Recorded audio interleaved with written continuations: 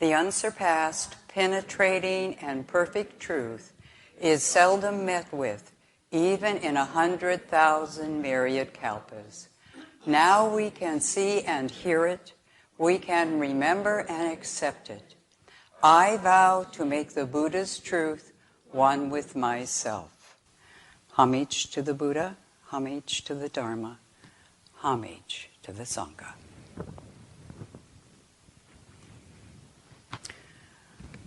So this morning, what I thought I would talk about, as best I can, I hope you can hear what you need to hear, and I hope I can say what you all need to hear. It's an exchange that goes on, but the wish is that the words will touch something that you need to hear. But I'm going to talk on offering merit. We did this wonderful transfer of merit ceremony, and I wanted to share some thoughts that I had on that, and in particular, that our practice and training are merit itself. And so it is something that we do not accumulate, but actually live each day, and it's there. So with that being said, I'll say a lot more words as I go along. Okay. I'd like to start out with the beautiful, beautiful scripture that we sang this morning, Dedication of Merit.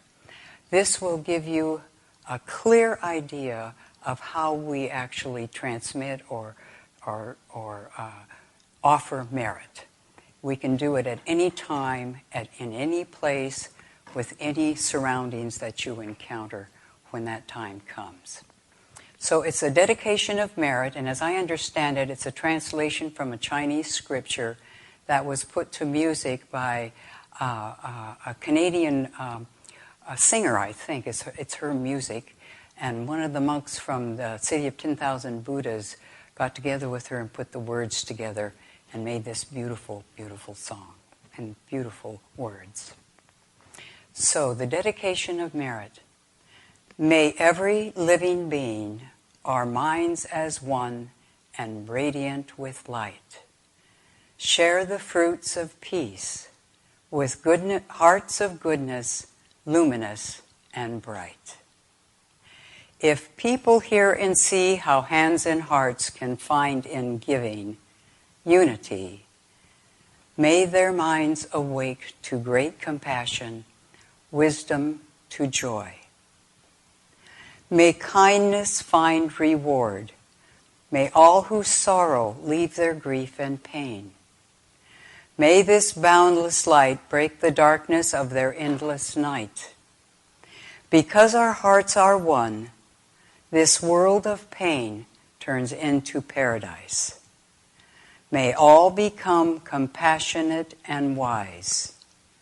May all become compassionate and wise. And this is the deepest wish each one of us, whether we're fully aware of it or not, have. We want to be happy, compassionate, wise, and we want everyone else to be.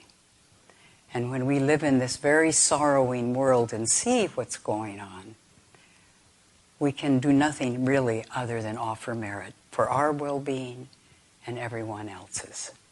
Yeah.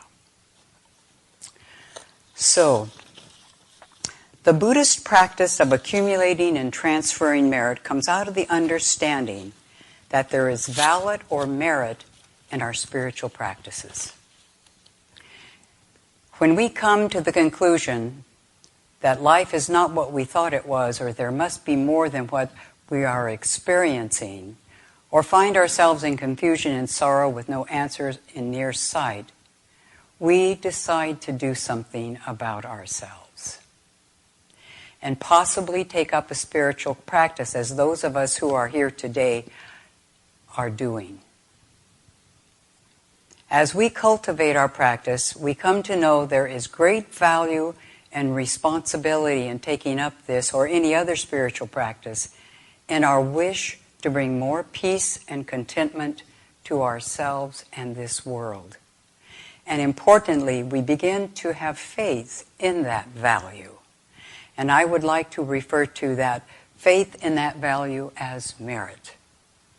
We are creating merit simply by doing our practice. It is there. We don't have to think about it. We don't have to, I have faith in it. It simply is there. Through practice, it is a process of letting go of greed, hate, and delusion and turning toward love, compassion, and wisdom, which we discover is the stillness and silence within that is much greater than ourselves. We may have a name for it, we may not. But we know that. There's something within us that knows.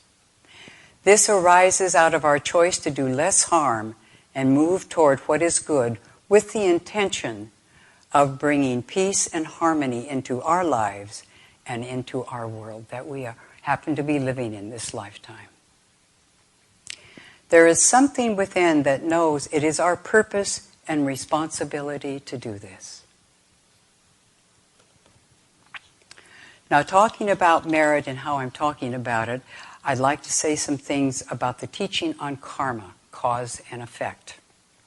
It states that every one of our intentional and volitional actions has a moral, in a secular sense, and a spiritual effect or result. Sometimes we talk about these results as good or bad. This can be misleading in that there are no judgments or opinions in the impersonal workings of the teachings of karma. There are simply results of the actions committed. There are actions which tend toward harm and or suffering, and there are actions that tend toward the peace and relief of suffering. And do keep in mind, this is just a very simple explanation. The Dharma points our intentions in the direction of doing good when we start to take refuge in the Dharma, and which is easing discomfort and doing as little harm as possible, otherwise toward the relief of suffering. So studying and practicing and putting into practice what the Dharma teaches, we are doing as little harm as we possibly can at any given moment. I talk about practice in this way as living nonviolently. A very difficult thing to do in our world. And that creates great merit in this world. So accumulation of merit in the context of our practice is the result of what we would call positive karma. In other words, good results, those actions that tend toward the relief or resolve of suffering. These acts can be those of kindness, acceptance, generosity, harmony, and etc.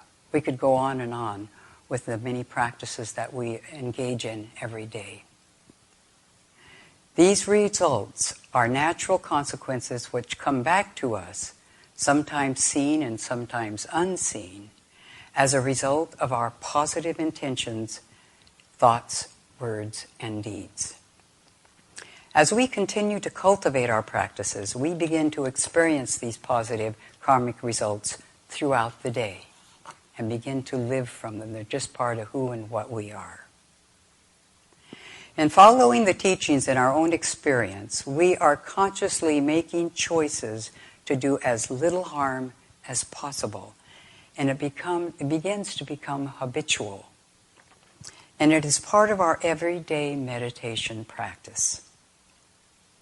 And training our mind naturally allows our thoughts to arise, whether experienced as positive or negative. This is in our meditation practice and even as we encounter things each moment, each day. We then either choose to act on those thoughts, ideas, etc., get involved with them, perpetuate them, or offer them up, letting them go within the stillness of our body and mind, which is an act of accepting them simply as they are, rather than continuing to indulge them in any way at all. This very simple act, which we do over and over while we live our meditation in daily life, is a natural, meritorious act. we are choosing what we will follow, rather than just being led around by old habits. We are choosing not to perpetuate thoughts and activities that are going to manifest harm, either within ourselves or toward others. Along with the accrual of merit, we are also proving the teaching of the Buddha's teaching true for ourselves. We do not purposely do this training to gain merit. We do not purposely follow the path of Shakyamuni to gain merit. It simply comes. It's not like putting money into a bank. It's already here. We don't have to think about it. Just simply doing our practices throughout the day, it is there and being offered.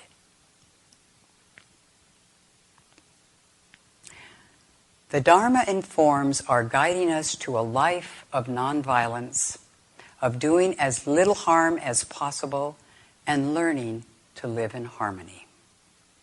This is the offering of merit itself, and we become more at ease in this life that we are living and feeling more responsible for what we do. These practices and forms that we put into use in order to address the experience of discomfort and confusion in life are of the Soto Zen tradition here at Shasta Abbey. There's many of them around, and what we use here does the same work as they do with any other place at all. It can be other religions if people genuinely put their minds to doing the practice of letting go of the greed, hate, and delusion. Now, in the Soto Zen tradition, I would like to focus on two particular practices to bring this out, and I will leave it to you to gather what you need as to how valuable these practices are in creating merit. One is on the practice of meditation. We refer to that as, it can be called, in our tradition, can be called just sitting, zazen, shikantaza, or we call it often, and I think maybe some of you have seen, especially the new people, they probably showed you this book, Serene Reflection Meditation. Now, when we begin to do our sitting meditation practice, we are instructed to sit upright and straight with dignity and care. This is our physical posture. We are setting ourselves up for the mind of meditation. And just taking that posture is a transfer of merit. If you see a photo, it's interesting, if you see a photo, and I think many of you have, of a monk or a lay person sitting in their meditation posture, it does say something to you. There is peace, ease, and contentment there. Now, that isn't always the case when you're working, sitting there in meditation because you're practicing. But you take the position of it. You sit, like one of the monks have called it, sitting like Buddha, that which is awake. And now what I'd like to do, in this posture, there is the mind of meditation. And there's a few words I'd like to read from this book about that mind of meditation and how it brings forth the merit that the practice has for ourselves and for us to pass on to others. First is a statement here by Great Master Keizan Jokin that I'd like to recite. Pure meditation opens us so that we may directly realize the foundations of our minds and dwell content within our own Buddha nature. Buddha nature, that which is within us that is very natural and has always been there, awake, aware, and at ease in the stillness of our hearts. Serene reflection is a method of meditation that can be summarized as just sitting. To just sit still is the simplest of all activities, and yet within it we obstruct ourselves with all manner of unnecessary complexities. The essence of serene reflection meditation is to simply be without adding anything or taking anything away. It is based on the fundamental teaching of the Mahayana tradition that the Buddha nature is the foundation of our being. You walk in the door with it, you're born with it, it's here already. It gets covered up, obscured. And we don't have the clouds like we used to, but there's clouds in the clear sky. It's there. The Buddha nature is the source of all compassion, love, and wisdom. It is the place from which real love flows out to all without distinguishing one from another. There's no discrimination. It is this love we all seek, for the ability to give and receive this love is the ability to know perfection, or that what Reverend Master Jiyu called pure. That which is holy, pure, and empty. And yet it is of everything. It is the experience of true peace, like returning to your true home. The Buddha nature is not something that exists inside of us like a soul, nor is it something external and apart from us like a God. It is all of existence, for it rejects nothing.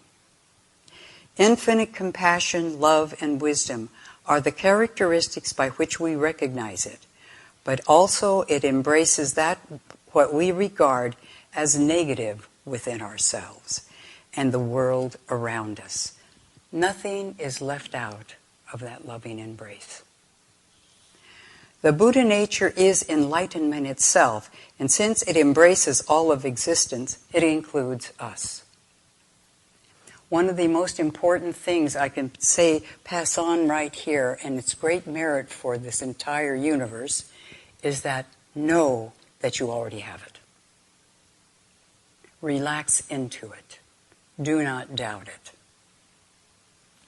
It will have a great impact on your practice and how you're able to walk in the world.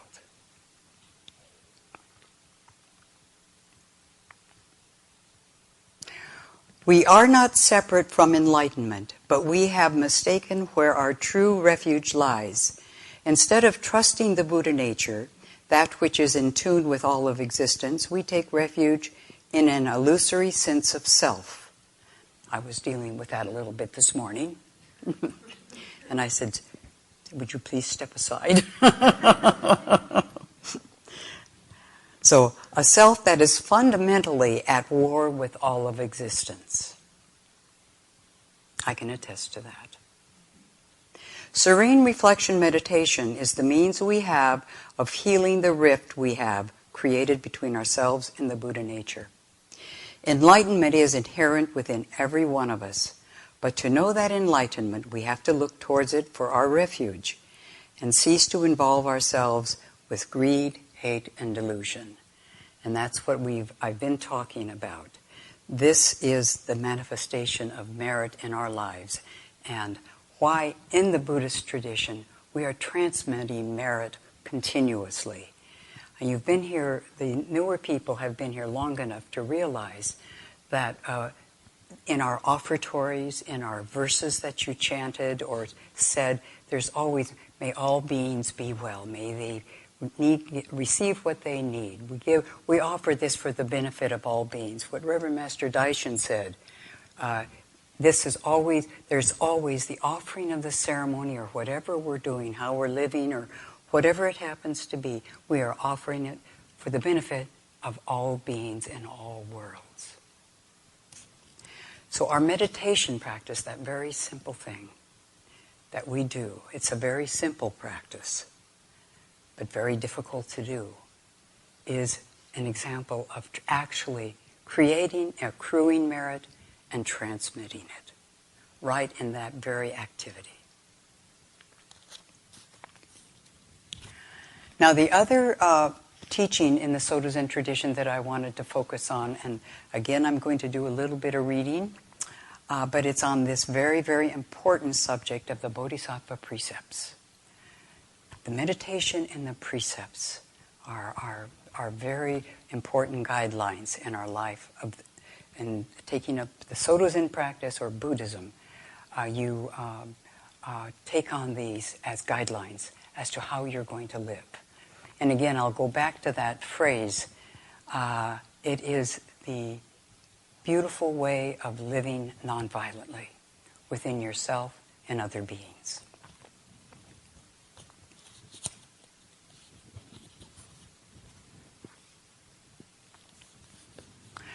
While at first glance, the precepts can appear to be rigid rules.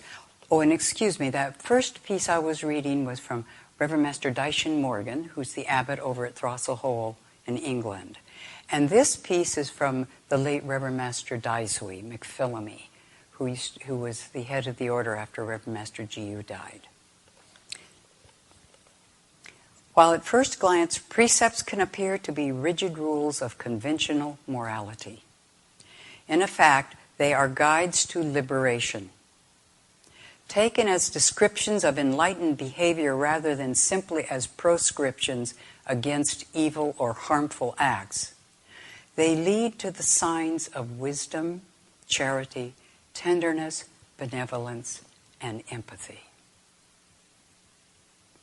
rather than to guilt, shame, or self-blame. Those who make a life of right speech, action, and livelihood find that they become more aware of their own spiritual heart. Those who ignore them find that a coarsening and closing off occurs, both in their spiritual life and in relationships to other people. So there are the 3 treasures precepts, the 3 refuges. I take refuge in the Buddha. I entrust my life to the guidance of both the Buddhas who have appeared in this world and the Buddha nature within. I take refuge in the Dharma. I go for direction to the teachings of all those who have walked this way before me. And within the context of Buddhism, that's 2,500 years. It's a long time. I take refuge in the Sangha. I seek the advice and wise counsel of those who share the love of truth and commitment to Shakyamuni Buddha's Eightfold Path. The 3 pure precepts.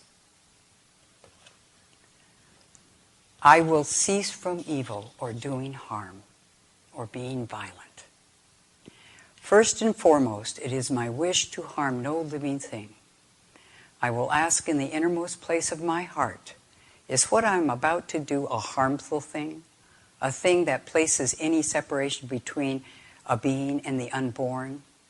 Is it a thing which is to be abstained from, a wrongful thing or an unwise thing? In one sense, evil does not exist. There are only unwise, harmful actions, done in ignorance and confusion. I pray that I may not do such anything as this, whether to myself, to others, and the world. This in itself is a transfer of merit. I will do only good. It is my sincere wish to do only that which accords with the truth. Again, I will ask in the innermost place of my heart, is what I am about to do fitting, suitable, a thing to be done? Does it tend toward liberation? This is the good that goes beyond the opposites of good and evil. And I will do good for others. I pray that my every act will be of the true benefit and that I may never inadvertently create conditions which may lead others to do harm. The 10 great precepts. Now these are the details many of us already know. And they reflect, to me, living meritoriously by using them as our guidelines. I will refrain from killing. Since all beings are one within the Buddha mind, how could I willingly cut off the life of any creature? I will refrain from stealing. Since it is my true wish to give up all attachments, how could I willingly grasp after anything which is not freely given? I will refrain from abusing sexuality. Since physical affection is a deep expression of love, and love is an aspect of the unborn Buddha nature, how could I willingly debase this sacred love by merely gratifying my desires in a way which uses, harms, betrays, or abuses anyone? I will refrain from speaking untruthfully. Since my heart's desire is to be one with truth, how could I willingly deceive anyone by any means whatsoever? I will refrain from selling the wine of delusion. Since clear awareness is the door to enlightenment, how could I willingly hinder the way for anyone by enticing them to partake in substances, ideologies, false beliefs, or anything whatsoever that befuddles or intoxicates? I will refrain from speaking against others. Since it is my wish to live by the compassion within my heart, how could I willingly speak hurtfully or disparagingly about anyone? I will refrain from being proud of myself and belittling others. Since the false notion of self is the very thing I seek to abandon, how could I willingly inflate it with pride, much less do so through the seeking to denigrate others?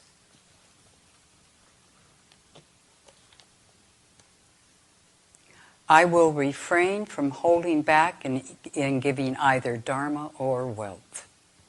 Since charity is the first sign of enlightened action, how could I practice stinginess in any form whatsoever? And I will refrain from indulging anger, since it is my heart's wish to let the love within it flow forth unboundedly. How could I hold on to and nourish angers and resentments which may arise, much less act openly upon them to cause harm? I will refrain from defaming the three treasures.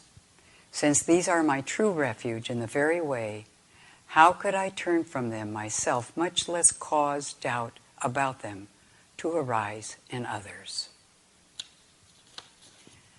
This is living the life of merit,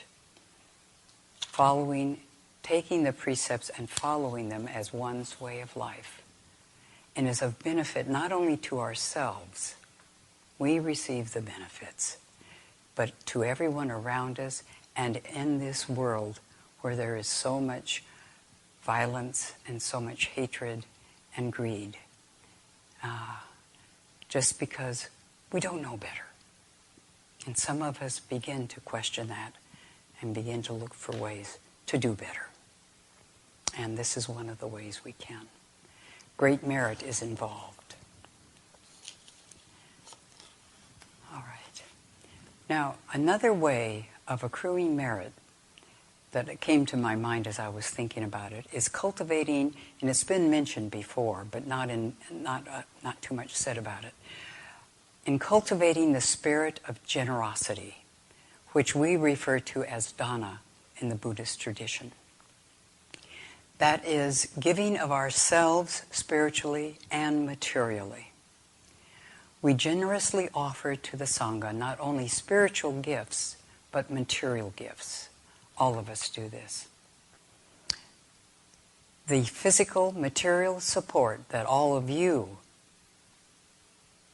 offer to the monks, monasteries, priories, and to each other, this is what allows us all to survive and offer the Dharma, and actually allows, historically, it has kept the Dharma going, the support from the laity for the monastic Sangha. It is called the fourfold Sangha. When you speak of the word Sangha, it means fourfold, where there's male and female laity and male and female monastics. And I've seen it written about as an exchange. The laity support the monastic communities, and the monastic communities support the laity through Dharma and their own practice, and encouraging and inspiring people in their own practice. It's a refuge for all of us. It goes back and forth. Now, these offerings that are made can be gifts in kind, gifts of money, food, or time helping out with building projects, decorating the temples, or practical things like preparing food, cleaning bathrooms, assisting with retreats, and etc. These thoughtful acts of generosity, too, are ways of accumulating merit. And again, we don't think that's what we're doing. Then it kind of runs into a bank account. And that's not what merit is about. Well, you can still use it. I don't want to completely say no. And it is a way that allows the Dharma to flourish, and which it has continued to do, and will continue to do after we are all gone into other places, other worlds, and etc. Through these gifts, the monastics are able to dedicate their lives to the practice and offering Dharma, with the intention of assisting all beings in realizing the truth, awakening to that which is, just like you saw this ceremony this morning. We do them daily, and so many of our verses refer to offering merit. So many of the offertories are referring to offering merit. Any merit accumulated here from you all and ourselves are being offered to everyone else in this world. In many worlds. I don't know how many. Okay.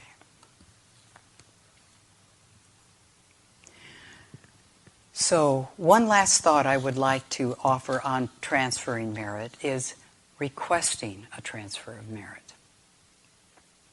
Here at the monastery, we receive many requests for those who are in distress, are very sick, for animals who are not well and possibly dying or dead. There may be requests for those who have died that the person may not know, someone they have heard about in the news or in other ways. Reverend Master Daishin was this morning mentioning, I forget how many people died on London Bridge this morning, because 7. So we hear about these things and we will offer merit when we hear about them. Yeah. And let's see. That we've heard on the news or in other ways. Also, our family members, our neighbors, our friends, too, are considered, and transferring merit for them are requested. Or you can do it yourself wherever you are. And when someone requests a transfer of merit here at the monastery, I can tell you a little bit about that. That goes for the monks to see. And before going to meditation, many of us stop by and look at the transfer of merit board, and to see who or what is there or what condition has happened, and the merit for our practice that day is offered. And so these things are done individually and wholly, if you know what I mean, completely. And just that they appear on the board, someone has actually requested that. That merit is being transferred already. Yeah. So also there are requests for things that people are grateful for. A friend has recovered from a serious illness, someone was able to get a job, and another way may be a new child was born into this world. May it find peace and contentment amidst all the chaos that we know it will experience. Yeah. We receive these requests in many different ways. It can be a phone call, a letter, in a conversation with someone, or an email. Or you yourselves, you can talk to your friends or your family, etc., and ask them to remember someone or something that you are finding would be helpful for someone to have. No matter how it comes our way, we post these requests and remember them during our formal meditation practice. And there are lists like we had today that was read during the ceremony. They would be read publicly. Again, offering merit for those beings that are having difficulties, and some things are not so difficult. It goes both ways. We are grateful. Merit is an expression of gratitude also. And I don't like to forget that piece. So, merit is unlimited and can be offered to any and all. Many, many things make up life in all of its goodness and sorrow. As the scripture says, birth and death are grave events. Within the tradition of Soto Zen, we are all invited to respectfully remember these life occasions that are happening around us, for good or for ill, for sorrow, grief, whatever it happens to be. Honor them when they occur in our lives and pass on our wish that spiritually these events and beings will be at peace and find the silence of their heart, content within. May all beings in all worlds be at peace and content. We say this so many times throughout the day when we're reading the scriptures or doing ceremonies. You can do this in your own practice of meditation, taking time to offer merit to any and all around you who are experiencing difficulties, or express gratitude for what good has come your way or someone else. And I know many people that have lists that they remember every night before they go to bed. List of people and or events that are going on in the world that they'd like to remember. So, okay, I think that's all I have for today. I thank you for being here, for your practice, and for the merit being generated.